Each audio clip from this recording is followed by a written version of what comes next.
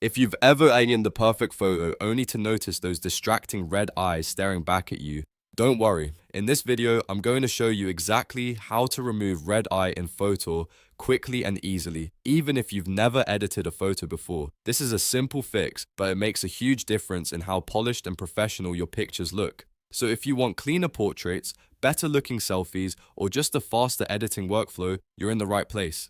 And if this tutorial helps you out, make sure to hit the like button and subscribe for more easy software tutorials just like this. Now, let's jump in. First, open your photo in the Fotor editor. Once your image is loaded, you'll be into the main editing workspace where all of the tools are available. From here, look at the far left sidebar menu and click on Beauty. This section is where Fotor keeps tools for improving portraits and fixing common face-related issues. After that, scroll through the Beauty tools until you find the Eyes section. Inside that area, select Red Eye Removal. This is the tool designed specifically to correct that red reflection you sometimes get from a camera flash. Once the Red Eye tool is active, take a look at the brush size slider. You want to adjust the brush so it matches the size of the red reflection in the pupil as closely as possible.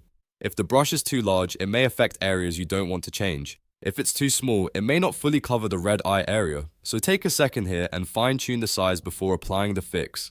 Now move your cursor over the red part of the eye and click directly on the red reflection. Fotor will replace that glare with a more natural dark shade, helping the eye look normal again. If you need to fix both eyes, repeat the same step on the other eye as well. For the cleanest result, make sure each click is centered on the red area so the correction looks smooth and natural. After you've corrected the eyes, click Apply to confirm your changes.